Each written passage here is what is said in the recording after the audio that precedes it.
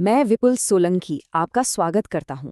आज हम बात करेंगे हिंदी के दो बहुत ही पुराने लेकिन आज भी उतने ही सच्चे दोहों की। मतलब उस ज्ञान की जो हमारी आज की इस भागदौड़ भरी जिंदगी में भी एक ठहराव, एक सही रास्ता दिखा सकता है। तो जरा एक पल के लिए रुककर सोचिए, हम अपनी जिंदगी में रिश्तों की असली परख कैसे करते हैं? भाई, क्या कोई ऐसा तरीका है, कोई पैमाना है जिससे ये पता चल सके कि कौन मुश्किल में साथ खड़ा रहेगा और कौन पहली ठोकर में साथ छोड़ देगा? कमाल की बात यह है कि इस सवाल का जवाब सदियों से हमारे सामने है, एक दोहे में छिपा हुआ।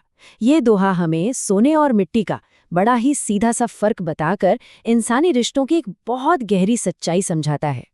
तो चलिए सुनते हैं इस सदियों पुरानी सीख को।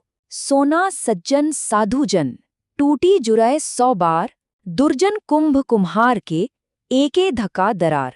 यही वो दोहा है जिसे हम आज समझने वाले हैं। देखिए, इसमें एक बहुत सीधी लेकिन कितनी गहरी तुलना की गई है। एक तरफ है सज्जन यानी अच्छे लोग, जिनकी तुलना सोने से की गई है, और दूसरी तरफ है दुर्जन मतलब बुरे लोग, जिनकी तुलना की गई है मिट्टी के घड़े से।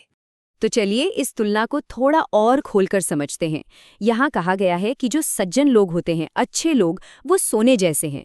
अब सोचिए, सोना अगर टूट भी जाए तो उसे 100 बार पिघलाकर जोड़कर वापस वैसा ही बनाया जा सकता है ना? उसकी कीमत कम नहीं होती। बिल्कुल वैसे ही जो अच्छे रिश्ते होते हैं, उनमें अगर कोई मनमुटाव या गलतफहमी आ भी जाए तो वो सुधर जाते हैं। क्यों? क्योंकि उनमें अहम या ईगो से बढ़कर आपसी जुड़ाव होता है। और वहीं दूसरी तरफ जो दुर्जन लोग हैं, वो मिट्टी के घड़े जैसे हैं। एक ही धक्का लगा और दरार पड़ गई, फिर वो कभी पहले जैसा नहीं हो सकता।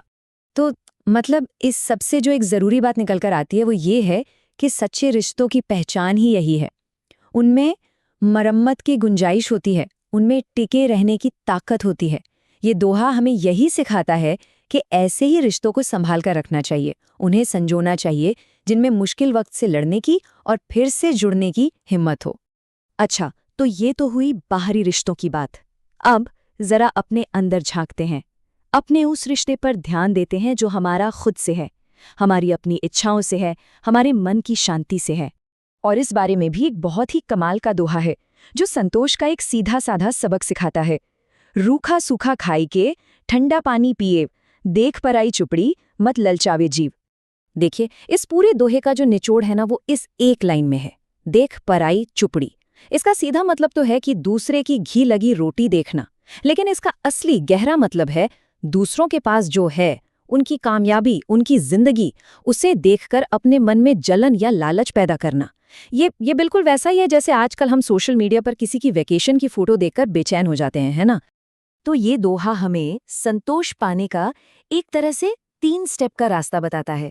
पहला, जो अपने पास है उसे स्वीकार करना, रूखा सूखा जो भी है उसे खुशी से अपनाना। दूसरा कदम, सादगी में खुशी ढूंढना, सिंपल चीजों में भी आनंद खोजना। और तीसरा, और शायद सबसे जरूरी कदम, दूसरों से तुलना करने के जाल से बचना, क्योंकि सारी बेचैनी की जड़ ये तुलना ही तो है। और सोचिए, ये कितनी कितनी सटीक बात है आज के ज़माने के लिए। आज के दौर में ये पराई छुपड़ी क्या है? ये वही तो है जो हमें सोशल मीडिया पर दिखता है, दूसरों की एकदम परफेक्ट लाइफ, है ना? जो असल में सिर्फ एक हाईलाइट रील होती है, पूरी सच्चाई नहीं। ये दोहा हमें बस यही याद दिलाता है कि उस चमक दमक को देखकर अपने मन का सुकून खराब नहीं करना है। तो ठीक है, हमने 2 अलग अलग दोहे समझे, एक रिश्तों पर, दूसरा मन की शांति पर। अब सवाल ये है कि इन दोनों की सीख को मिलाकर हम अपनी आज की जिंदगी के लिए एक पूरी सोच, एक मुकम्मल फलसफा कैसे बना सकते हैं? चलिए, इन दोनों धागों को एक साथ जोड़कर देखते हैं। तो इन दोनों दोहों का सार क्या निकलता है? ये हमें एक बैलेंस्ड लाइफ का रास्ता दिखाते हैं। मतलब एक तरफ तो हमें अपने आसपास सोने जैसे मजबूत, भरोसेमंद लोग रखने हैं जो हर मुश्किल में साथ दें, और दूसरी तरफ हमें अपने अंदर संतोष को जगाना है, दूसरों की चमक देखकर लालच नहीं करना। क्योंकि आखिर में असली दौलत क्या है? वो हमारे रिश्तों की मजबूती और हमारे मन का सुकून ही तो है।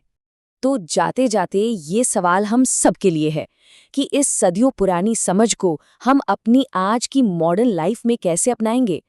कौन से रिश्ते हैं जिन्हें सोने की तरह संभाल कर रखना है, और कौन सी वो पराई चुपड़ी है जिसे देखकर हमें नज़रअंदाज करना सीखना है? ये फैसला हम सबको खुद ही करना होगा। विपुल सोलंकी की ओर से नमस्कार।